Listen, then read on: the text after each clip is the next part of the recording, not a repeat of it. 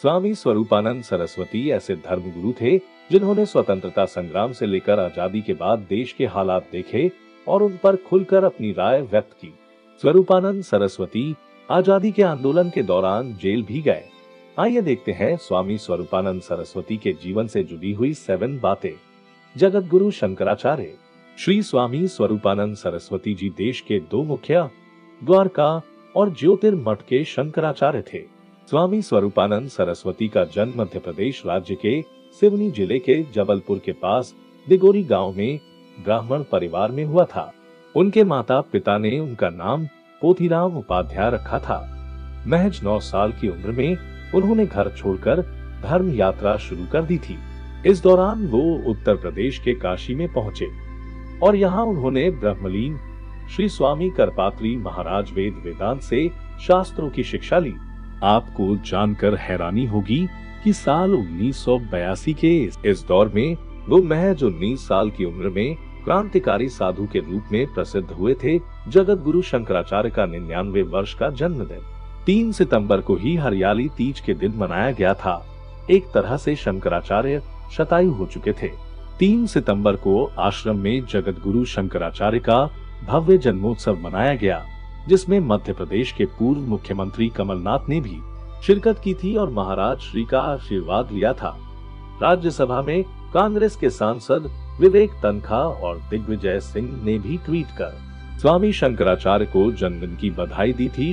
शंकराचार्य स्वरूपानंद सरस्वती ने 9 साल की उम्र में अपना घर छोड़ दिया था, जिसके बाद उन्होंने भारत के प्रत्येक प्रसिद्ध तीर्थ स्थान और संतों के दर्शन करते हुए काशी पहुंचे। कम ही लोग जानते होंगे कि स्वामी स्वरूपानंद सरस्वती को आजादी की लड़ाई में वाराणसी में 9 और मध्य प्रदेश की जेल में 6 महीने की सजा भी काटनी पड़ी थी।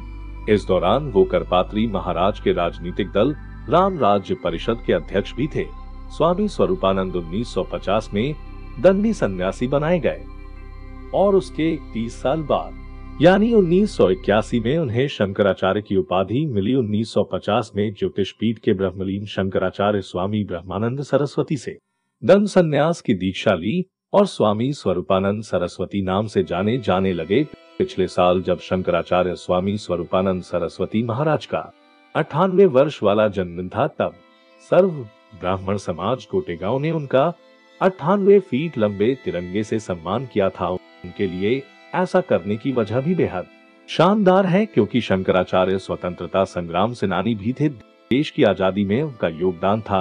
अंग्रेजी शासन के खिलाफ लड़ाई की वजह से उन्हें जेल में कैद भी किया गया था। शंकराचार्य स्वामी स्वरूपानंद सरस्वती ने अयोध्या में राम मंदिर के भूमि पूजन के मुहूर्त पर सवाल उठाए थे। उन्होंने कहा था कि राम जन्मस्थली पर मंदिर का निर्माण भव्य अंकोरवाट की मंदिर शैली में होना चाहिए, मगर इसमें परेशानी अयोध्या में स्थित उस गर्भगृह की है जो सकरी गलियों में मौजूद है। वेदों में कहा गया है कि भूमि पूजन का शुभ मुहूर्त होना चाहिए।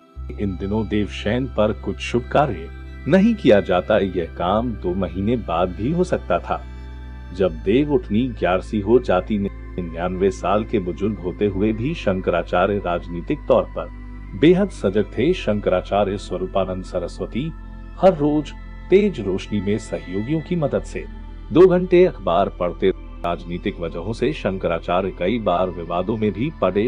शंकराचार्य का तर्क ये रहा कि अगर उन्हें धर्म के इतने परम पद बिठाया गया है तो सही और गलत का भेद करने में उनसे कोताही की उम्मीद करना गलत है।